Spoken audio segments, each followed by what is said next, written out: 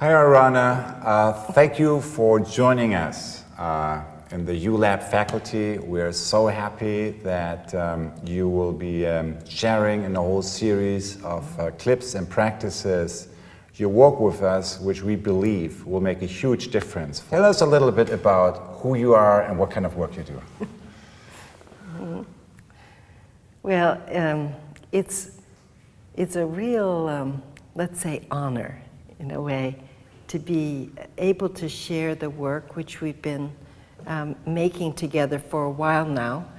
I guess my background has been in dance and in theater since I was a child. I was trained that way. So I've worked in the theater and also worked in communities with community-based arts projects in Boston and in Cambridge. So dance and theater, one line of work.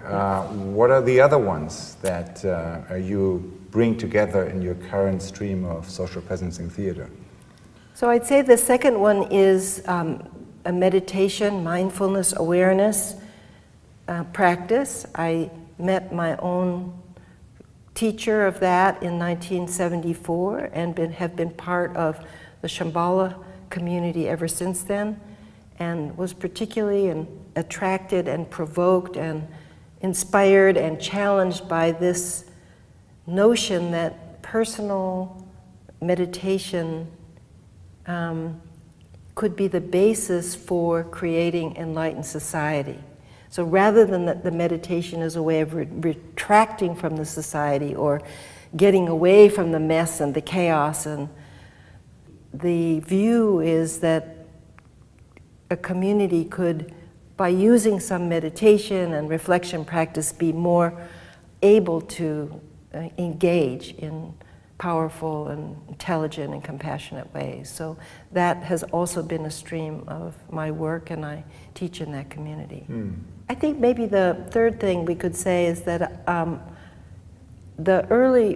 early work had a lot to do with working with kids on the street or school systems, or bringing more kind of creativity into really diverse populations. And I started working for the city of Boston when Dr. King was murdered, where there was a big project actually to bring young people, I was young at the time, to actually working in communities, in the very diverse communities of Boston, using arts practices to help understand what was actually going on. What happened afterwards? Well, I just continued to work in arts and education in a variety of different, either teacher in service or how classroom teachers could bring more creativity into the classroom. But I think also that because of the difficulty of the times, the murder of our presidents, and I think it was also a time that I went towards yoga and qigong and meditation, and kind of lost faith to some extent about being politically or engaged. And really, I mean, quite frankly, me coming back to ALIA, the Shambhala Institute for Authentic Leadership, that was in 2001, and then meeting you a few years later, and meeting so many people that were doing really,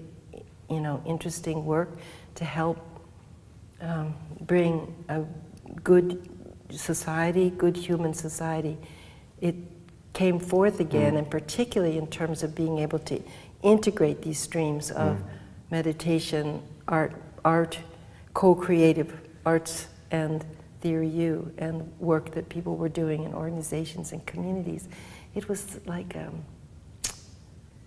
a real blessing to realize that there was some way, not just me, but others who were working in the arts and in meditation could really engage in projects and bring what they had learned through their practices into change work.